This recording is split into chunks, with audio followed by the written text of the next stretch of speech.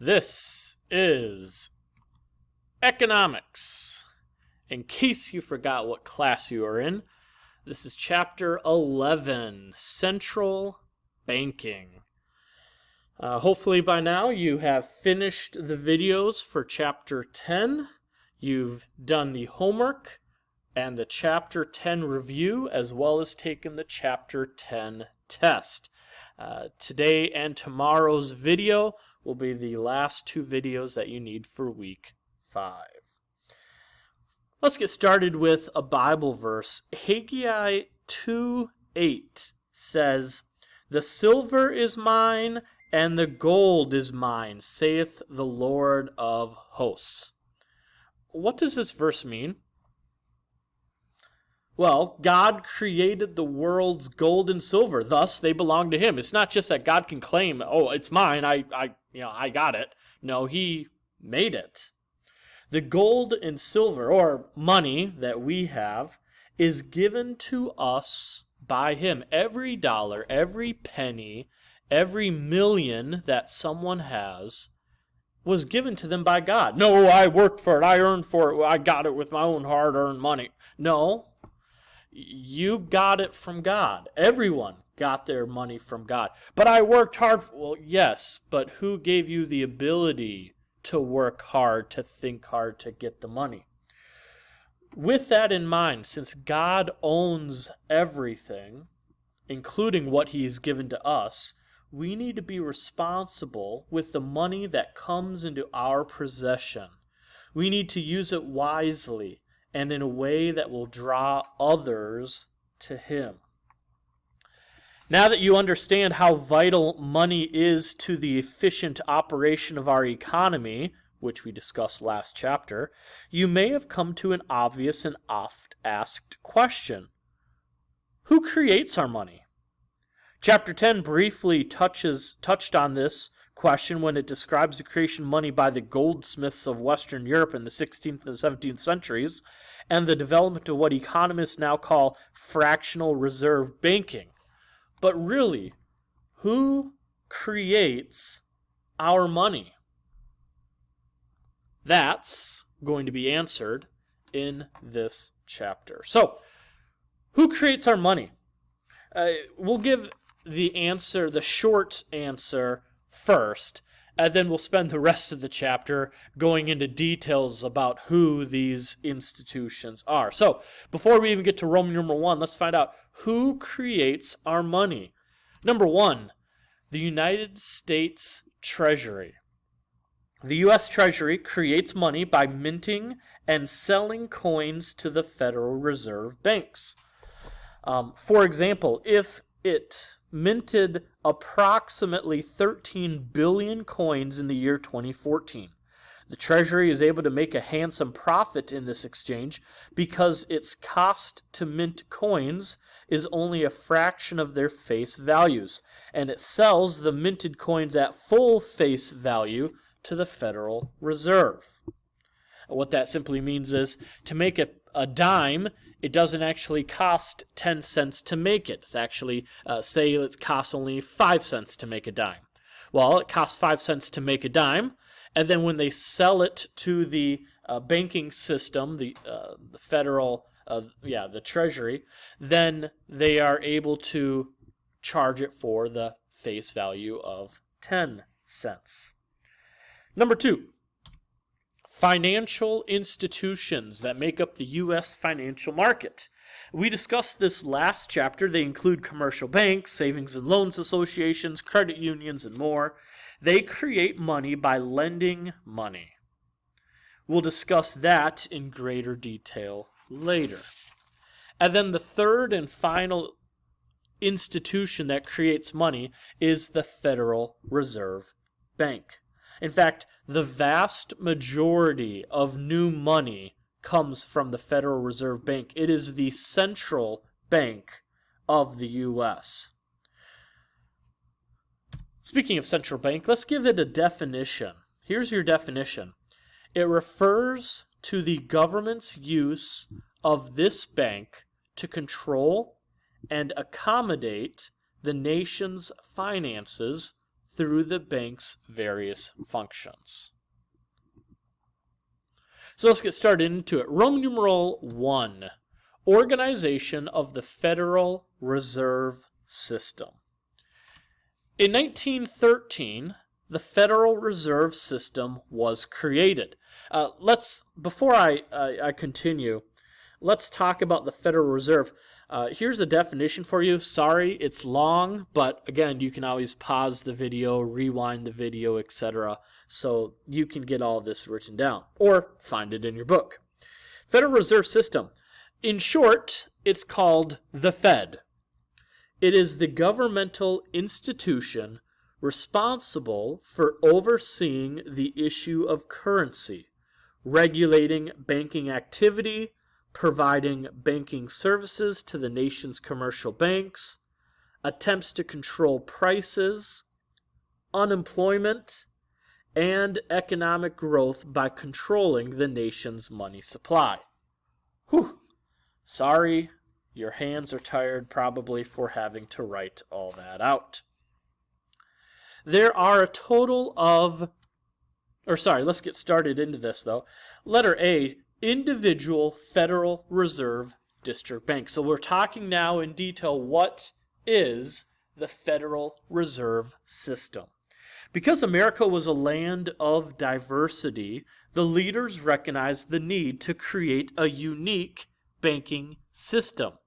The Federal Reserve District Banks are divided into 12 banking districts.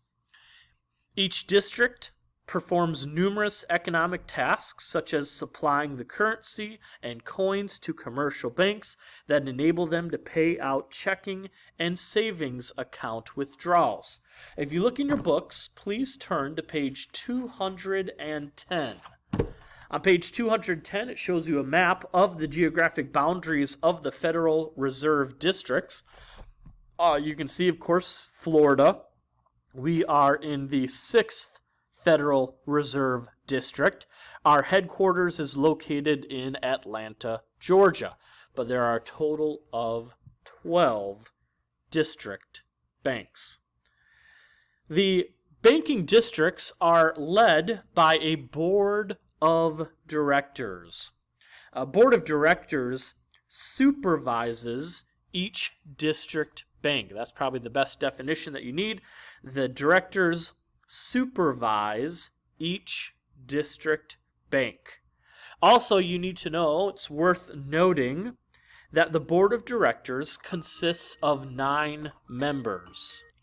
There are 3 bankers, 3 business persons outside the banking industry, and 3 representatives of the general public. That's worth noting.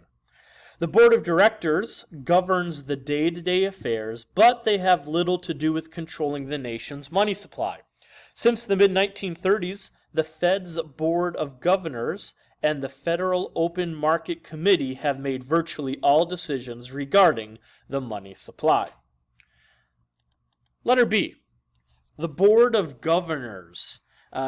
Quick definition of Board of Governors is the Board of Governors guides the Federal Reserve System. Now understand, the Board of Governors controls all of the federal districts. What I just mentioned before, the Board of Directors, they're in charge of each individual district, but the Board of Governors controls all of the districts. The Board of Governors is selected by the President and confirmed by Congress. To ensure a balanced board, no 2 members may be from the same district. They want to spread out the people across the U.S. Each board member serves a 14-year term. So you think about it, each representative of Congress is 2 years, senator 6 years, president serves a 4-year term, but a board of governors serves a 14-year term. Apparently, they believe that experience is extremely necessary to be a member of the Board of Governors. Congress legislated that 1 membership would become vacant every 2 years. Although a term lasts 14 years, the average term member actually serves about 6 years. Most people don't actually serve their full 14-year term. They tend to quit after 6 years. Many board members choose to return to private business or retire before their terms expire. They meet in Washington, D.C., where its members have access to governmental officials and many economists. Also, the Board of Governors sets the reserve requirement. This is worth writing down. It is the greatest responsibility of the Board of Directors, this job, the reserve requirement. Continuing, the board dictates the percentage of a bank's deposits that it must keep on hand.